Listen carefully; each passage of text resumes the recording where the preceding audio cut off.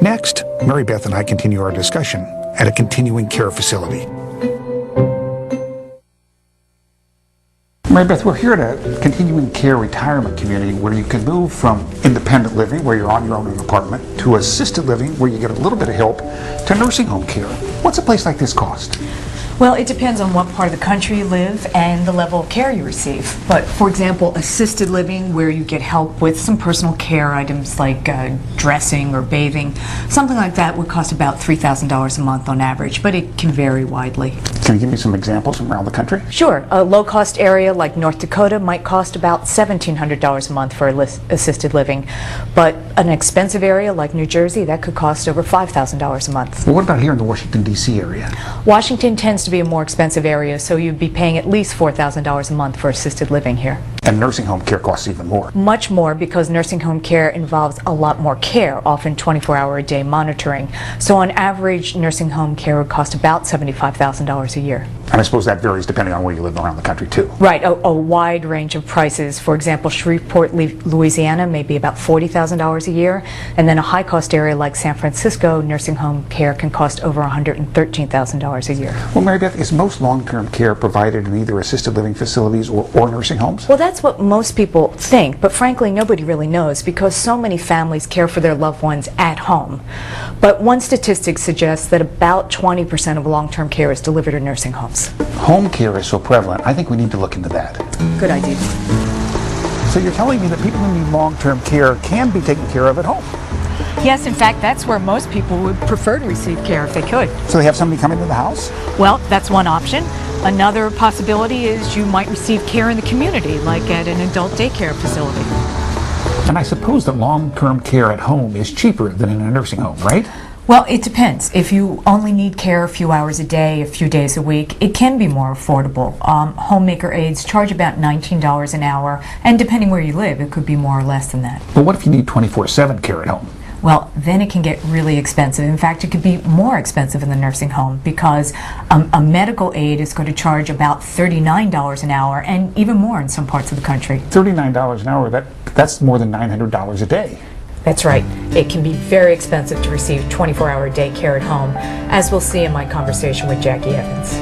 Jackie, you know about long-term care. You've been living the reality of long-term care for the last 10 years or so. Tell me about it.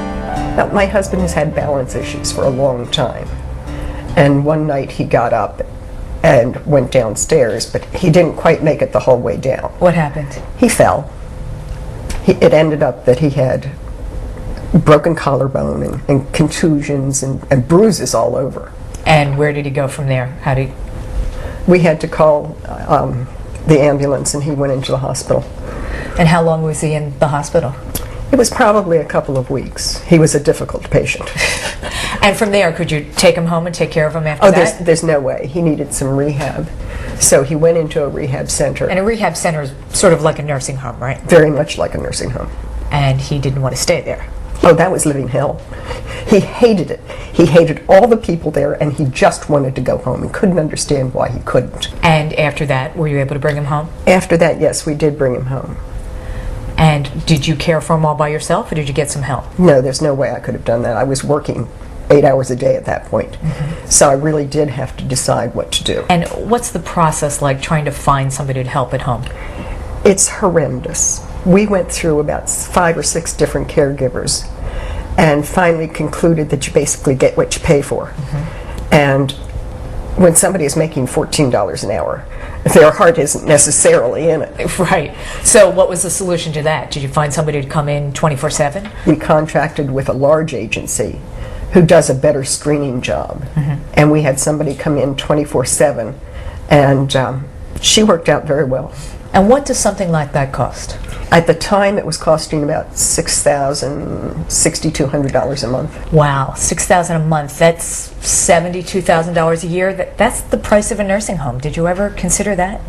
Oh, he just never would have made it in a nursing home. He hated the rehab so much that I knew that if I put him into a nursing home, in a very short period of time, he'd be dead. So it wasn't just a matter of cost, it was a matter of choice. Yes, and we just decided that if we kept him in his own environment where he could watch his television and pet his cat, he would be very happy. So who pays for long-term care? Well, a lot of people assume that Medicare pays for it, but it's generally not the case. Medicare will pay for short-term rehabilitation services in a nursing home, but it doesn't pay for long-term care. Oh, so it's Medicaid that pays for nursing home bills. Well, Medicaid is the government's health care program for the poor, and it does pay about half of all nursing home costs in the country.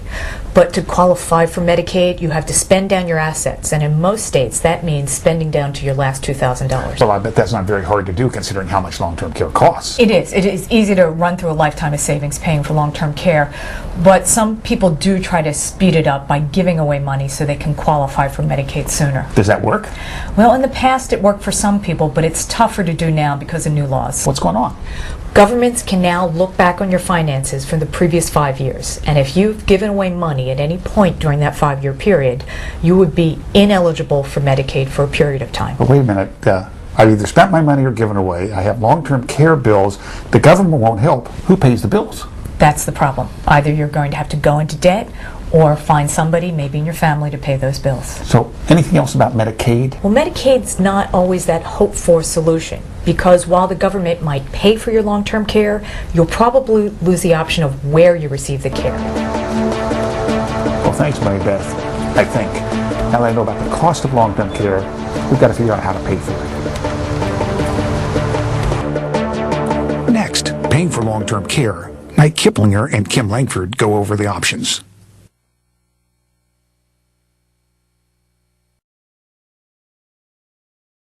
Kim, we've heard about the potential need for long-term care, and we've heard about what can be the staggering cost of long-term care. So what's a baby boomer to do? Well, a lot of it depends on your financial situation. Some wealthy people choose to self-insure and pay for any costs out of their own pocket if they do need care.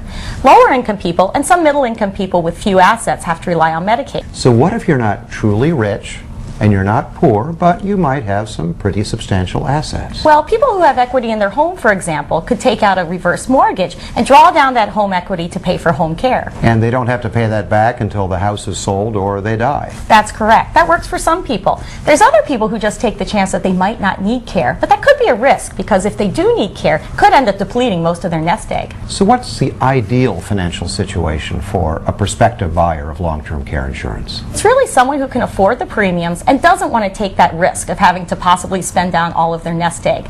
About 8 million people have long-term care insurance right now, and that even includes some people who are wealthy enough to be able to self-insure, but instead choose to buy the policy and pay the premiums so they can protect their nest egg and their legacy for their heirs. How does long-term care insurance work?